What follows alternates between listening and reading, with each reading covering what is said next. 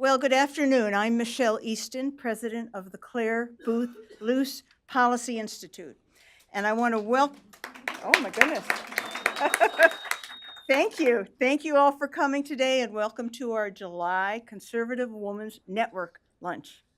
A special thank you as well to Bridget Wagner, representing the Heritage Foundation today. Heritage and the Luce Institute have had a wonderful partnership doing these lunches once a month for 18 years. That's a long time. We're so happy today to have Kay Cole James with us to share her wise advice on effectively communicating a conservative message. Kay has an incredible background as a leader in nearly every sector of America's economy. She's crafted public policy at the local, state, and federal levels of government and served Presidents George H.W. Bush and George W. Bush, as well as Virginia Governor George Allen. And that's when we got to be good buds, because he put us both on the Virginia State Board of Education.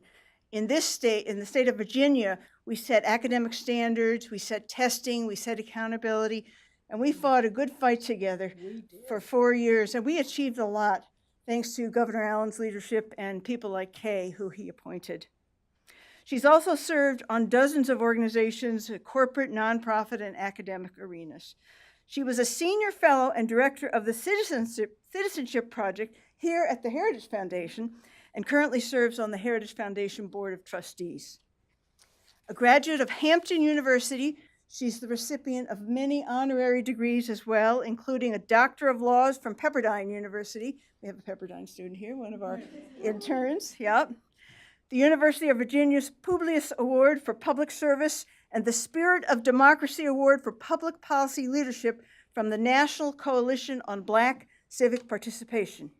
As a commentator and a lecturer, Kay appeared on network morning shows, national talk shows, radio. She's the author of 3 books, including her award-winning autobiography, Never Forget. She continues to be engaged politically and was on the presidential transition team for President Trump. Today, Kay is the founder and president of the Gloucester Institute, an organization which trains and nurtures leaders in the African American community. The Gloucester Institute is committed to providing an intellectually safe environment where ideas can be discussed and transformed into practical solutions that produce results. More importantly, Kay is the wife of Charles James Sr., the proud mother of 3 grown children and 5 grandchildren. Aren't they fun, the grandkids? I've got 3. Please join me in welcoming Kay Cole James. Thank you, dear friend. Thank you. And what an honor to be here with 2 of my favorite BFFs. I learned that from the young people I work with. Not sure what it means, but I think it's good. Well, tell me exactly what time we stop. We will conclude about 1, time for lunch. Fantastic. I'm going to psychobabble for about 10-15 minutes, and I want to spend the rest of our time together seeing if she still got it. It was years ago when I was a full-time stay-at-home mom and housewife, when I got a call from a dear friend who said, the whole life issue is really exploding in our nation, and we need conservative women who will step forward and engage in that debate. My answer was, well, I sure hope you find them.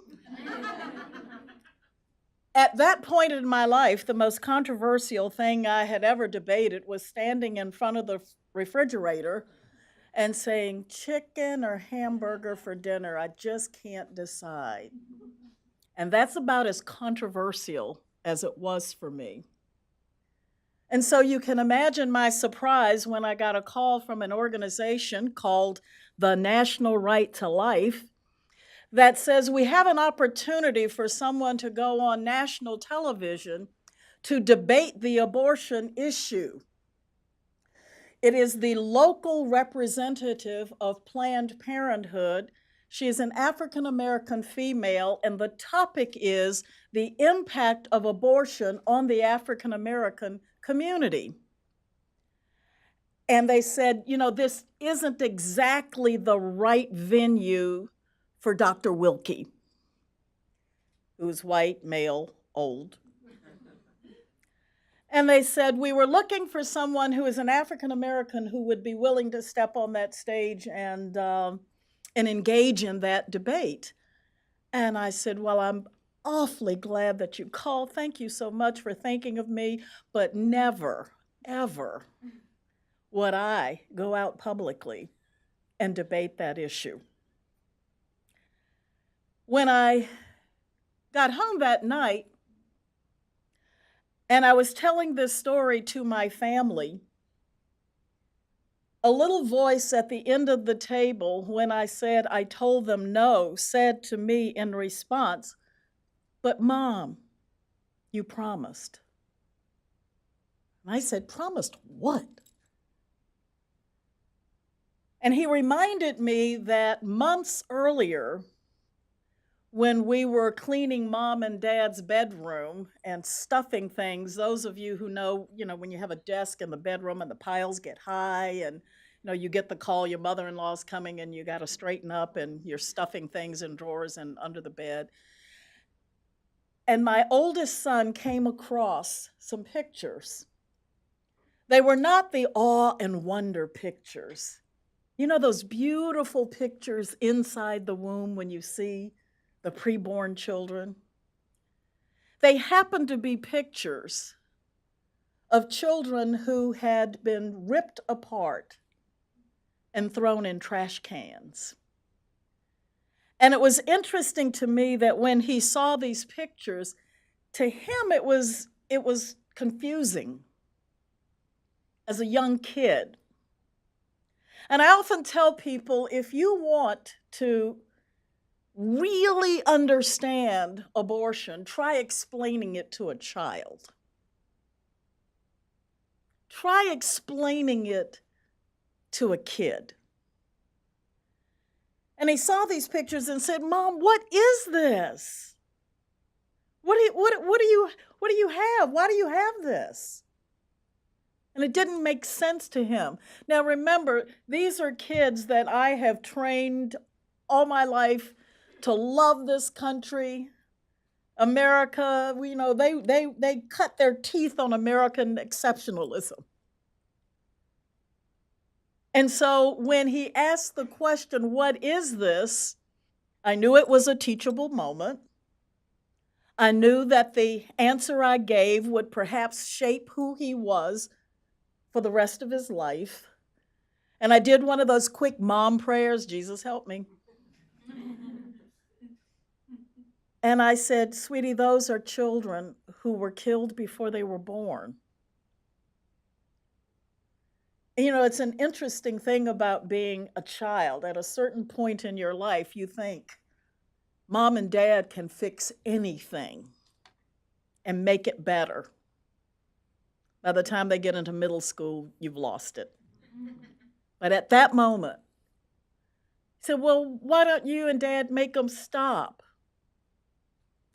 And I said, "We can't, because it's legal in America. The law says that they can do this." And, it was like inconsistent. How could a country that you've taught us to love allow this to happen to preborn children? That did not make sense in the mind of a child. And when he asked, "Why can't you and Daddy make them stop?" I said, "Sweetie, well, if God ever gives the opportunity, I promise you I'll do whatever I can." So that night, at the dinner table, he said, "But Mommy, you promised." And so my husband said, "Let's call them back tomorrow and tell them you will go and you will do that debate." I was not a public speaker, certainly not a debater. I didn't have all of the analysis and the data I didn't have the research. I had nothing except somehow in a country as great as this one, we should not try to solve all of the problems that exist by reaching inside of mommies and ripping babies apart. I mean, that's all I knew. I knew that we cared about the children, and I also knew that we cared about the women who bore these children and the men who fathered them. I knew that I wasn't angry, and I knew that love should overcome. And so I kept a smile on my face, determined to remain calm and go to that debate and let love win out. So I went into this little startup TV station called BET. I figured to calm myself, I said, my mother and probably 6 other people are going to see this, so it's okay. The gentleman who was moderating the debate that night, right before we went on the air, said,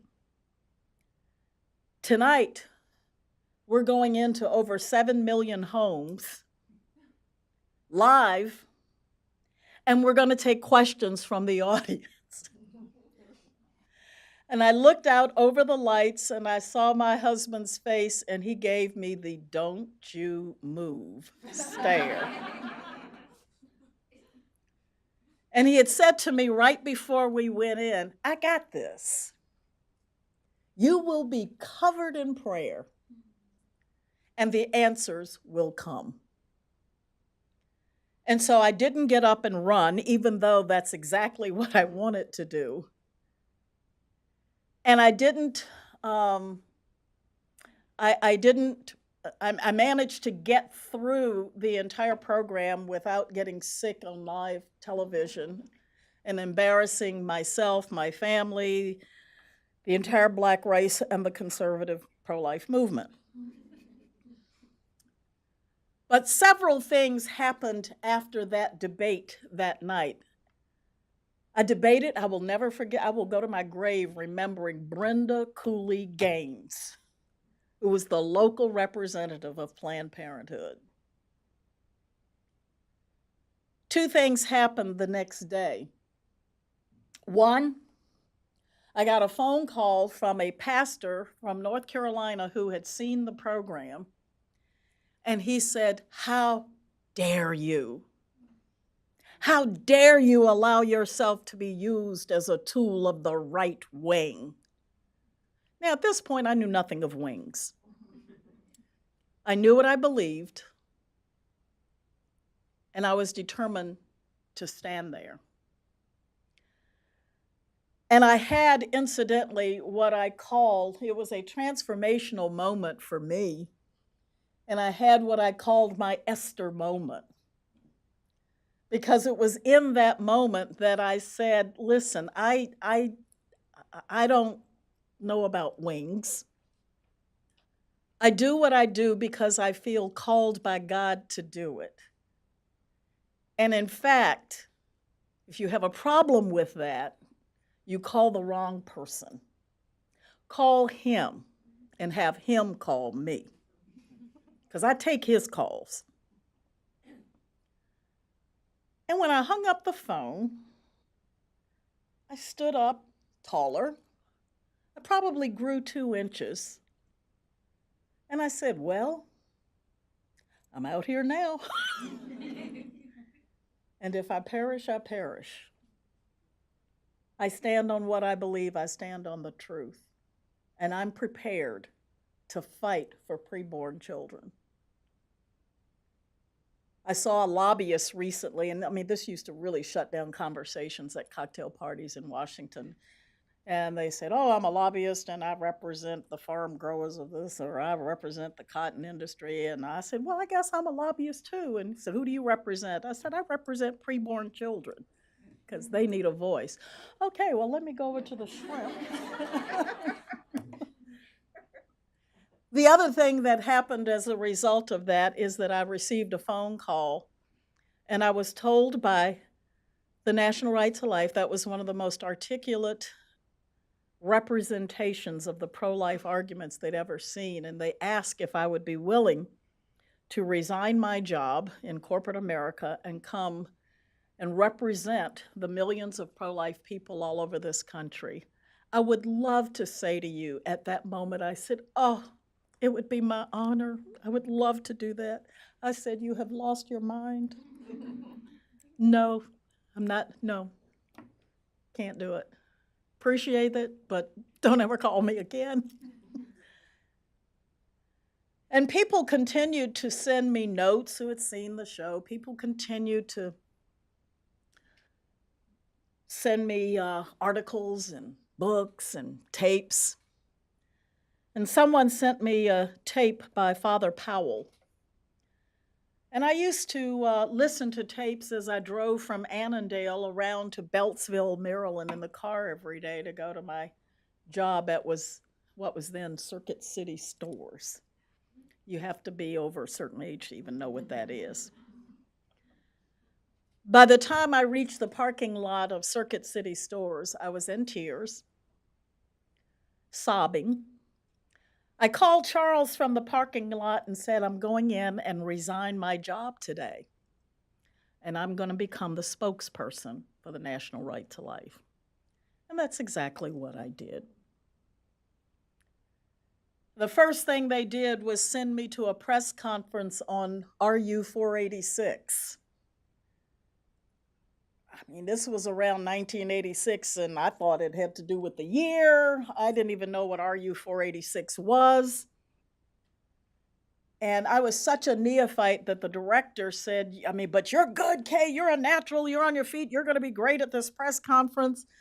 And I will never forget, our Ledge Affairs guy stood in the back and said things, you know, they would say, well, do you think that the particular impact of this legislation will be, what do I know? And he goes, and I said, yes, absolutely. I believe that the impact of this legislation, and they'd ask another question and he'd go, I said, oh, absolutely not. No. And somehow I managed to get through my first day at National Right to Life without being fired, conducted a major press conference, and the next thing you know, I was on the road and debating the pro-life issue all over the world. Not just here in this country, but all over the world. So, now, all I have in front of me is this, which were a few notes to get me through my opening remarks. And I decided that I wanted to see, they should have titled this, Let's See If She Still Got It. Because what I wanted to do is just answer some of the questions that perhaps you've been asked, or you have struggled with, or you've wondered what would be a good way to respond to that. I could go through some of my greatest hits and what some of the tough questions were that came to me, but that might not be as helpful to you. So with that, and if you don't step right up to that microphone over there, I'll start asking myself questions, some of the toughest. So who's got one for me? Thank you. If you wouldn't mind giving your name and your affiliation when you step up to the mic. It's right over here. Right here. Otherwise, I'll ask one. There you go. I still have my Greyhound leg. And go ahead and line up if you will, if you have questions. First of all, I'd like to say to everyone here, thank you so much for making this event possible and that I am able to attend. Oh. I've had the pleasure of attending things across the street at Kirby Center, and I met one of your people on the sidewalk, blah, blah, and I thought, oh, so I'm really glad to be here. Okay, my name's Alice Labrie. I'm former U.S. Department of State Foreign Service, former TV producer, former trophy wife. You still look like you could be a trophy wife to me. Thank you. If I may say so, when I joined the Foreign Service, well, they gave me a call, Ms. Labrie, report to Washington in a week. I'll make this very brief. And I suddenly dawned on me and I came in at a certain age, and I went, oh my God, I've never registered to vote. I don't vote. This could be embarrassing. I don't belong to anything. And on the screen was Ronald Reagan, and behind him the flag, and he was taking the blame for the bombing of our embassy. I think it was in Lebanon.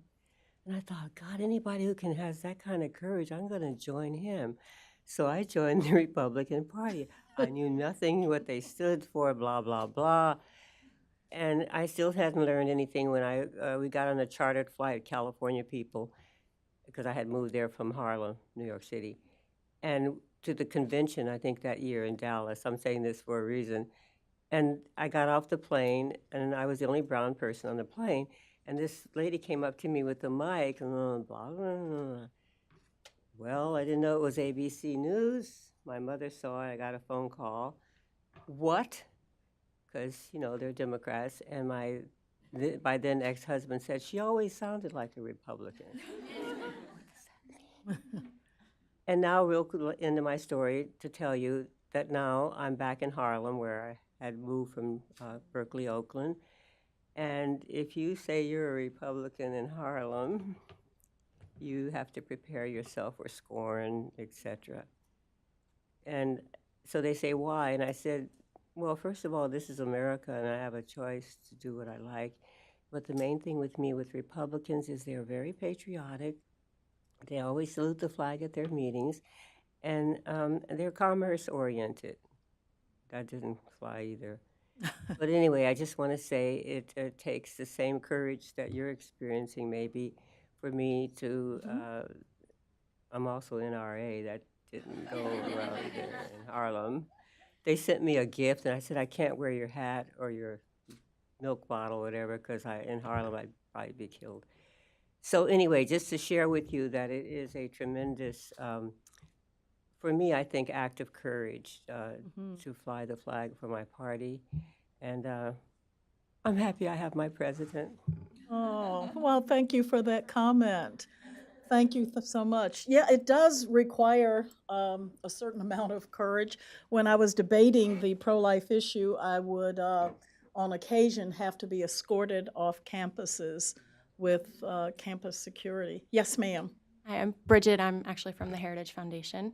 Many millennials are big on personal choice and are big on do what's right for you and don't tell someone else to do what's right for them. And I know a lot of liberal millennials, as I'm sure all of us do, and the ones I've talked to seem to make this interesting distinction. They say they're pro-choice, but they're not pro-abortion. So they're they personally wouldn't do it, but they're open. They want women to have that choice. And you can bring up later terms abortions and stuff like that, and they're not open to that. But how would you respond to someone who doesn't even think it's a life when it's so early on, that it's just in the early stages? Actually, you have two really good questions in there. One is, how do you answer the pro-choice argument? And then secondly is, how do you answer the question about, is it life? Let me start first of all with choice, which was a fairly easy one for me as an African American, because I would always say, if the founding fathers and mothers and those who helped to start this country did not believe in my right to life, liberty, and the pursuit of happiness. Quite frankly, we fought a war over slavery in some part. And if those pro-choice people had been allowed to prevail, I wouldn't be standing here today, but I'd be picking cotton somewhere in the fields of the South. Can you imagine the slave owner and the abolitionist having a conversation somewhere on a farm in Georgia, and he says, look, I understand that you are morally opposed to slavery. I get that. But please do not force your choices upon me.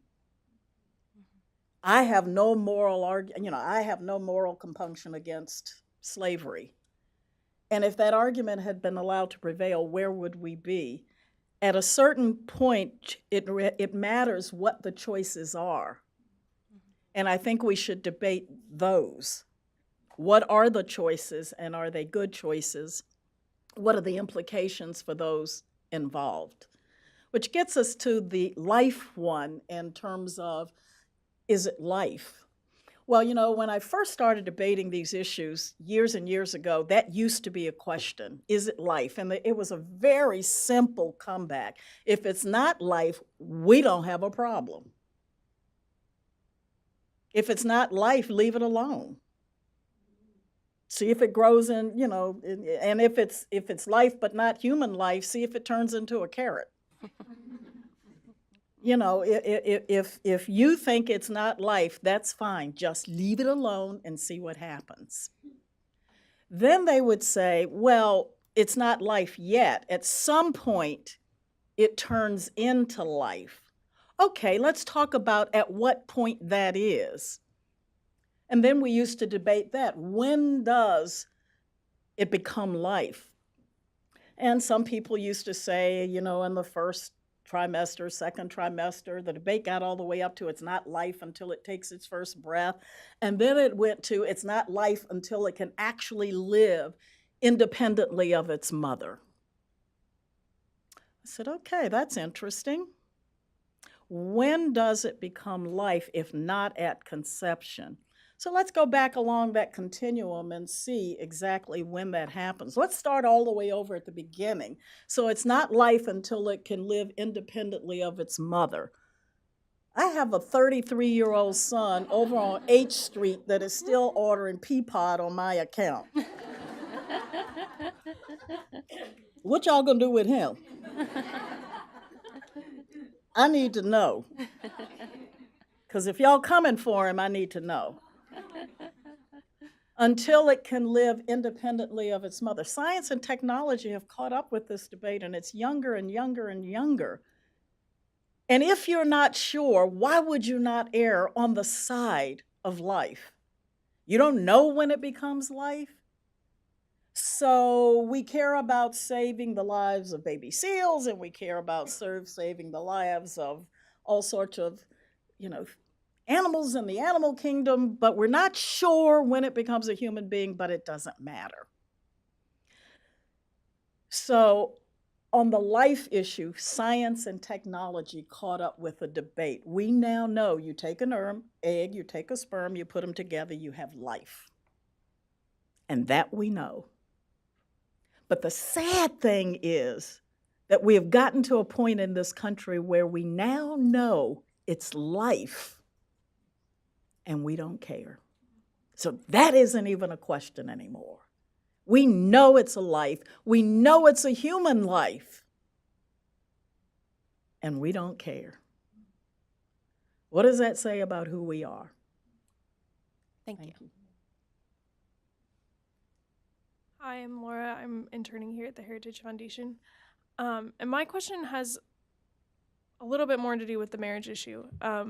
But before you even have a conversation with someone about what you think about marriage, if they think that you are conservative, you're already labeled as like hateful, and that any argument that you make, no matter how intellectual, is going to be rooted originally in hatred. So how do you break out of that framework? I don't call myself a conservative. But if they think that you are... As a matter of fact, I didn't even know I was a conservative until a reporter told me I was. I mean, that's true. And I have a new title for myself, and I call myself a solutionist. I want to solve problems. And, you know, I have found, particularly as I go into the African American community, I say things like, I want to solve issues like educational disparities in healthcare. I want to solve problems like poverty in this country. How about you? Because if you do, then I'm willing to sit down at a table and work with you on solutions to get that done. And I never hesitate to do that because conservative values and principles always win. They just do. And my definition, incidentally, of a Black conservative is someone who has the audacity to believe their grandmother. This is like not deep, it's not complicated, and it's not weird. I just believe the things I was taught by my grandmother because they work and they solve people's problems. So I don't care whether you call me, I don't lead with that. Sometimes I think we as conservatives do a little too much. I lead with, I care deeply about people and I want to see their lives improved. I think that every Bernie Sanders supporter and follower should be a conservative. Every single one of them, because they have the desire, and we should be as passionate as they are. Absolutely as passionate. I usually stand before audiences and tell them, particularly in the African American community, I defy you to say that you love our community any more than I do. I defy you to question my integrity or my ethnicity or my love for my people. I defy you. And the reason I'm fighting so hard is because I believe that I have real answers that will change people's lives. And as you know, most of our cities are laboratories for liberal policies and procedures and views. And you guys are abject failures. Look at the data. What have you done? So at what point are you going to get angry enough to say, I don't care about parties, I don't care about labels, I genuinely want to find solutions that are going to improve people's lives. So you can call me a conservative, you can call me a solutionist, just call me a person who loves deeply and cares for people and wants to make people's lives better. And then tell me I'm hateful, because it doesn't work. Good morning. It is. I'm Guillaume de Gevenier. I'm a Frenchman. And I work for a pro-life and pro-NGO, pro-family NGO in France called Alliance Vita. And I wonder if you could answer my question. In France, we have a great problem. It's impossible to talk about abortion in the media. It's not an issue. It's impossible to talk about it. Oh, in the media. In the media, yeah. And what could be your advice to go through? My advice is that we need to go back to the future. And this is what I mean by that. It was interesting to me in the beginning of the pro-life movement in this country, we had a tremendous focus on education and how you educate people at the grassroots level and have that bubble up.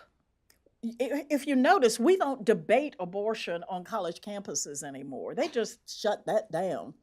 We were winning the debates so much that they just stopped having them. So I remember a group of African American women, and I believe that in the African American community, it's almost as bad, if not worse, than it might be in France in terms of not even wanting to have the conversation. So this is what they did. It was a group of 6 housewives. And they prayed and they said, we've got to do this. How do we get this done? And they got the yellow pages, got a list of all of the churches in the area. They got 3x5 index cards. They wrote the name of the church. They called the pastor. And they said, would you like to have someone come and share information about one of the issues that is most important to blah, blah, blah, blah, blah. And they collected, and they were shocked that out of the hundreds they called, they had 60 churches that said, yes, we would like to have someone who would be willing to come and talk about that and share what they know. So they called me to come out to Kansas, I believe it was, And they said, we have 60 churches. We don't know what to say. Could you train us and then we'll go out and do it? I mean, that's a dream to say we have 60 venues. So sometimes it's as simple as going back to the future and saying, we will just get on the phone. We're going to call and say, would you be interested in an educational lecture, someone to come out and talk about these issues? You could sponsor debates. You could sponsor conversations. When you go back and look at how this movement started and how we grew, there are lots of things that can be learned from there. And you don't have to start with the media. As a matter of fact, I would stay off of social media and I would stay off of national television. And by the time you finish at the grassroots, it just explodes. So, sometimes being out there and on the media and in the press isn't necessarily the best way to go. Thank you very much. What would your advice, my name's Jordan. Hi, What would your Jordan. advice be to conservative men like myself who are told that it's none of my business because I can't tell a woman what they should or shouldn't do with their body? First of all, it's not their body. Science and technology tells us it is a separate human being that is growing inside their body, half of which belongs to you. So let's start the conversation there. We know, that's one of the questions I can't wait to ask when I get to heaven. How you set this thing up so that women carry the children, but they really are man and, it takes two. A woman can't create this life on her own. So it is your child. And while you are asking her to carry the child for 9 months, all you're asking is for a place for the child to grow for 9 months, and then she can be rid of it. Incidentally, I have never, ever met a woman who did not want to terminate pregnancies. Does that sound shocking to you? Have you ever met a woman who wanted to be permanently pregnant? Ever? Every woman wants to terminate a pregnancy. All we have to do is negotiate at what stage. So I'm all in there. I've been pregnant 3 times, and it's all wonderful and glowy, and by the time you get to 9 months, it's get it out. So I'm all for terminating pregnancies. We just have to negotiate the time. So all you're asking is, yes, you may terminate the pregnancy, but could we do it at 9 months instead of at 3? Because it's half yours. So you have a voice. Hey, I like to tell my husband, honey, really, your contribution was quite small, but very critical. Absolutely. Absolutely. I have a question here. This is from California. This is a dear friend who said, Okay. oh, please ask Kay this. Okay, here it is. I'll just read it. As a Black conservative, it would be interesting to hear her talk about progressives' oft-stated opinion that conservatives are racist. And that would mean that as an African-American conservative, she's also a racist. Got an answer for that? I mean, really? Conservatives are racist. Okay. Couch your words, Kay. Pick your words, Kay. There are a lot of racists in this country. Some of them are conservative. And a whole lot of them are liberals.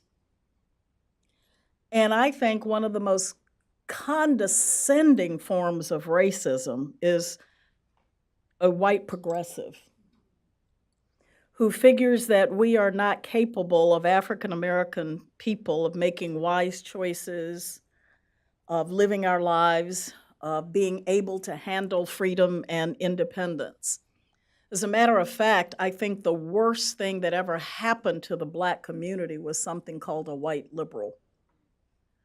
Well-meaning, absolutely well-meaning. And I always say, they really want to solve problems and love people and help people, and I get it, but in some of the most condescending and racist ways. And I think someone who values me for who I am, who values my ideas, who values my contributions, without respect to race is far less racist than someone who thinks that I am too weak, too feeble, and to live independent lives.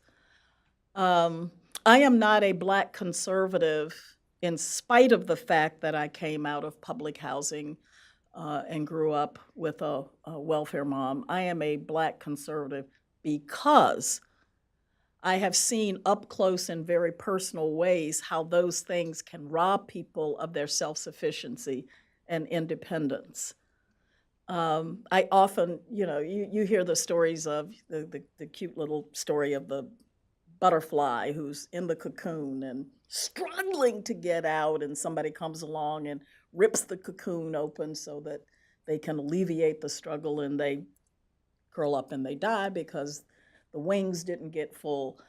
Now, having said that, I want to rush to say that I don't mean by that the struggles shouldn't be alleviated when we can, and that there isn't a role for government, because I believe in a safety net. But by golly, some of the things that we struggle with and grow in lives make us strong and make us independent and make us the people we were meant to be. Yes, ma'am. Hi, my name's Amy Swear. I'm a legal fellow here at Heritage.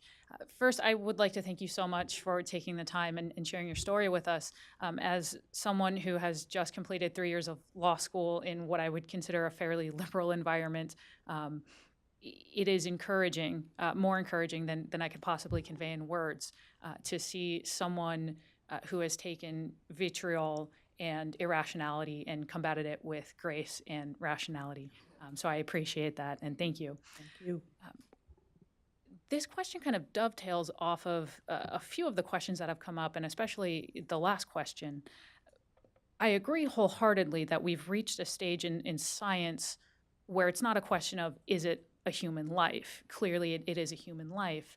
And one of the most compelling arguments that I've heard, and that I would agree with, is when you look at the history of the Constitution, at what point has separating a human life from personhood ever resulted in being on the right side of history? The answer is clearly it hasn't. Anytime we have said, well, this person is this thing is a human, but it's not a person, it hasn't turned out well. In fact, I wrote a paper on that in law school. The problem that I have is clearly I am a white woman. As a white woman, bringing up issues that touch on, slavery or any set of minority circumstances, the vitriol that I have received in return has been overwhelming at times, to the point of sheer irrationality. And I guess my question is twofold. One, is that a valid and efficient way, as someone who is not a minority in this day and age, to explain that issue to minorities and liberals? So is that a valid and efficient way of doing it? And two, if it is, how can I do that then with compassion in a way that does not turn off minorities or even just white liberals who are in a mindset of, how dare you talk about this? Sure. First of all, I think one of the things that everybody in this room needs to understand is that we never win the arguments with reason. I mean, I had to struggle with that. I mean, we have research, data, analysis, reason, logic, and you're debating against emotion, fear, anger. And so one of the things that I would always do when I went in before an audience, I remember debating the pro-life issue before an audience at Howard University. And I was debating another African-American woman, and I asked the question, how many of you believe that it is a human being from the moment of conception and that that life has to be protected. May I please see your hands? And, you know, I maybe got 2. How many of you believe that it is a woman's choice?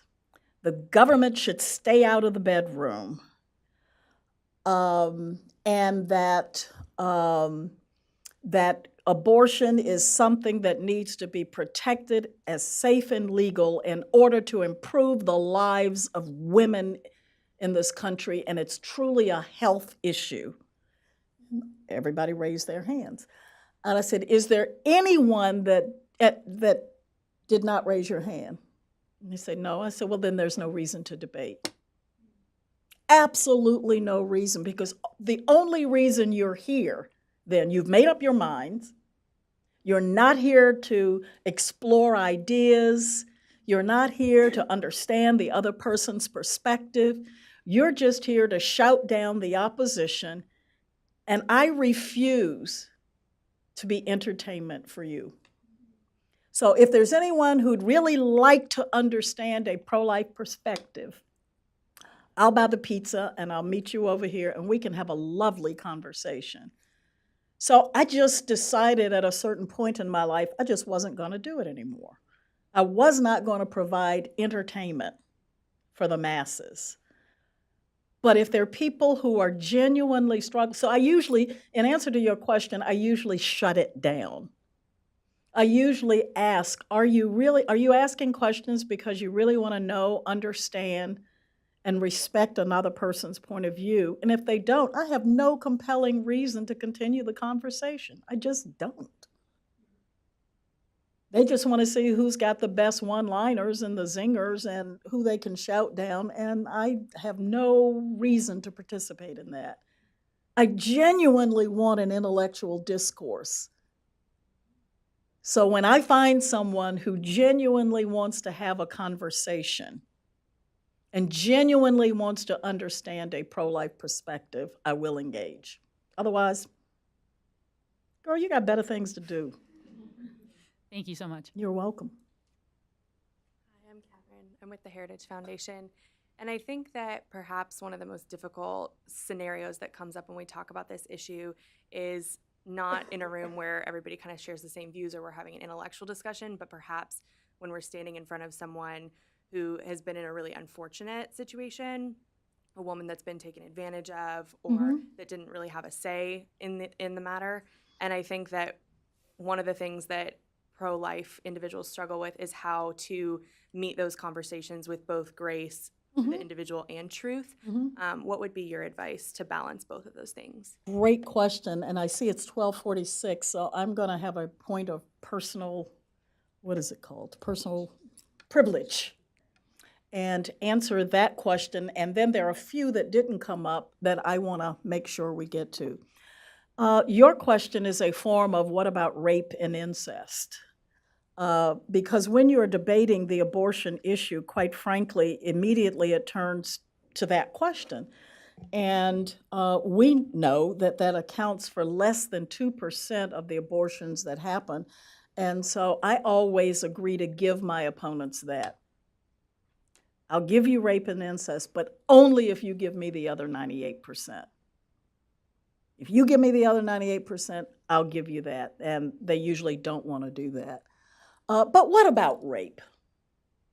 This is a sort of a long answer, but that's why I think it's more important to have conversations about these things than it is to have one-liners that we shout at each other. You know, imagine a young woman who enjoys the great outdoors and she enjoys hiking and she decides to hike the Appalachian Trail. She's up there and she's like 4 miles off the train and she wakes up in the morning and she stretches and she's enjoying the glorious view, and out of the woods comes someone. He attacks her, rapes her, and leaves. But what he leaves at her doorstep of the tent is a baby. So what is she to do? He leaves a note and said, "This is my child," and runs into the woods, and she's left battered and bruised and beaten. I would ask her to carry that baby 4 miles to safety and give it to someone else. While she may hate what just happened to her, why take a rock and bash in the head of the baby that the rapist left behind? That is an innocent child. Now, I understand that every time you look at that child, you may see the face of the man who brutally abused you. I get that. And you may not want to raise that child as your own, but certainly, you could carry that child for 4 miles and give it to someone who could love it, innocent child. And so sometimes that's what we're asking of a woman. Would you carry that child? And instead of terminating that pregnancy then, you could terminate it in about 6 months and do something very, very noble, or 9 months. Do something very, very noble by giving that child life. Incest, well, you know, we really do want young women to report incest. We need to know about it because there's a whole lot of abuse going on there. And I think there's something to be said for having young women at least have to report that so that we can get them out of those harmful situations. So that's usually the version of what about rape, what about incest. I think that one of the best pieces of advice I was ever given when I first started debating these issues was always name the frog. Do you remember when you were in biology class and you had to dissect the frog? Well, if you made friends with Kermit and you thought he was cute and you fell in love with Kermit, you couldn't cut him up. You couldn't dissect him. And what we in the pro-life movement have allowed is that they no longer name the frog. They want to call it a fetus, the product of conception, tissue, and I prefer the term a preborn child. So whatever you're doing it to a preborn child. So I always name the frog. Thank you so much. Thank you. Now, a couple of other ones. We talked about termination of pregnancy. We talked about living independently. We've talked about rape and incest. What did we miss? What are the other ones? Oh, disability? You know what? I know what your answer is on it, and I support it, but I want to hear you say it. Yeah, I said, oh my word. How progressive and liberal and caring do you think you are? You don't have to be perfect to live in perfect by your standards. They're already perfect by God's standards. So you are welcome in my world. Who wants to end the life of a child because of some perceived disability? Oh my word, how brutal, unloving, mean-spirited, closed-minded, and uncaring. I believe that we have the emotional high ground. I don't care if you aren't perfect by the world's standards. You are welcome in my world. And those of us in the pro-life movement will love you, will cherish you, and will care for you. We do. I think we have one more over here. So my name's Katie. Thank you so much for speaking. I don't know if you can see me down there, but I've been like nodding my head the entire time. So I'm with Claire Booth Luce Policy Institute. I go to school in Southern California, so it's interesting times over there. And an issue that I think can kind of, the way that you were speaking about, accepting disabled people, the left kind of uses for things, especially immigration. So, like, plastered all over my school are signs that say no human being is illegal. And so I'm wondering, like, how can this is something that I hear 20 times a day. That sounds cute, but what does it mean? I guess no human beings are illegal. What does that mean? I guess what they're trying to say is we should welcome in illegal. But it's nonsensical. It is not, if you enter the country by methods and means other than those prescribed by law, it's illegal. And I think sometimes we get thrown by their slogans And one of the most important things we can do is use critical thinking to dissect arguments. I don't accept the premise of their question. I see slogans like that and laugh at them. I don't think they're cute or interesting. They're stupid. I like that. I think I can bring that response back. You know, what exactly, tell me I would say to them, tell me exactly what you mean by that. No human being is illegal. Because unpack that for me so that we can have a conversation. But the resist movement really doesn't want a conversation. They just want slogans. And I think a part of what we have to do is be willing to engage people. You know, I just had a conversation with a young person the other day on the issue of premarital sex. And it was the most fascinating conversation, because even in the conservative movement, we got a lot of work to do. But I realized in talking to him that the reason nobody, I mean nobody, had ever given him an articulation or explained why that might not be a good thing.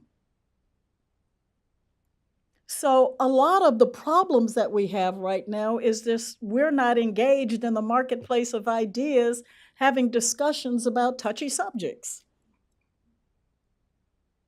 And when I explained to him why that might not be the best possible idea, and, you know, it was like, nobody has ever said that to me. And when you talk to people about abortion, we don't have the discussion. Notice I didn't say the debate, but the discussion about abortion or marriage anymore. And so you have an entire generation of young people that's never even heard the other side and heard an articulation of another perspective.